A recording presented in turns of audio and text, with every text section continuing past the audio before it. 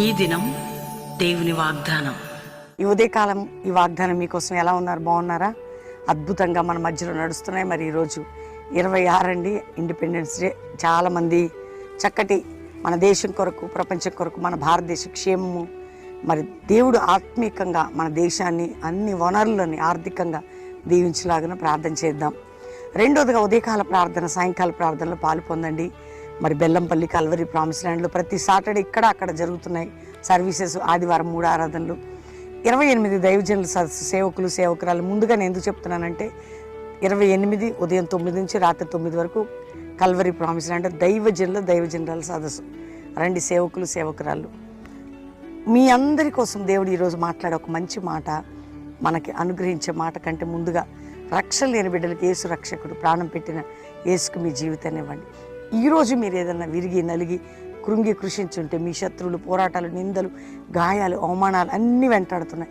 ఇన్ని ప్రార్థన చేశాం, 21 దినం చేశాం, అన్నిటికీ బ్లెస్సెడ్ ఆన్సర్ ఉంది. ఈరోజు దేవుడు మనకిస్తున్న వాగ్దానం చదువుకుందాం.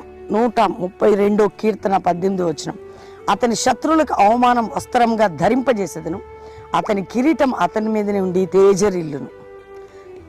శత్రువు కట, నీ శత్రువుకు దేవుడు అవమానం కలుగజేస్తాడట.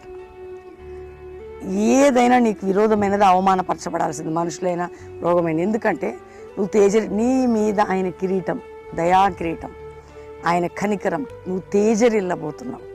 నీ శత్రువుకు అవమానం, దేవుడు నిన్ను తేజరిల్లే విధంగా ఉంచబోతున్నాడు. ఈరోజు అందరు నన్ను ఇట్లన్నారండి, అట్లన్నారండి, అవమానపరిచారండి, బాధ పెట్టారండి, తక్కువ చేశారండి మాట్లాడతారు.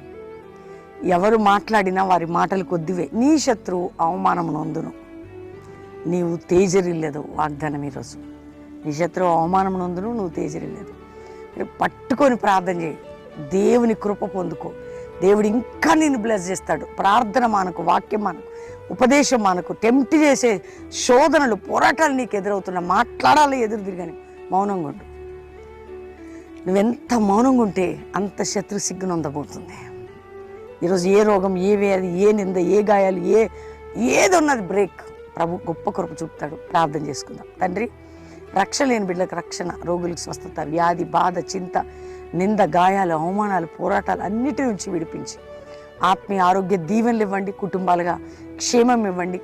ఉజ్జీవం, పరలోక దర్శనాలు, పరలోక ప్రత్యక్షతలు, పరిశుద్ధాత్మ కుమ్మరింపు ప్రతి దేశంలో మా ఆత్మీయ బిడ్డలందరికీ ఇవ్వండి. ఈరోజు ఎవరెవరు మ్యారేజ్ డే, బర్త్డే బిడ్డలను బ్లెస్ చేస్తూ కుటుంబ సమస్యలు, ఆర్థిక సమస్యలు, అప్పుల సమస్యలు అన్నిటి నుంచి విడిపించి నిన్ను గొప్ప చేసుకో. ఎక్కడ ఎవరికి శోధన లేకుండా తప్పించి అందరిపై కృప కలుగునుగా కానీ దీవిస్తూ శుభములను పలుకు.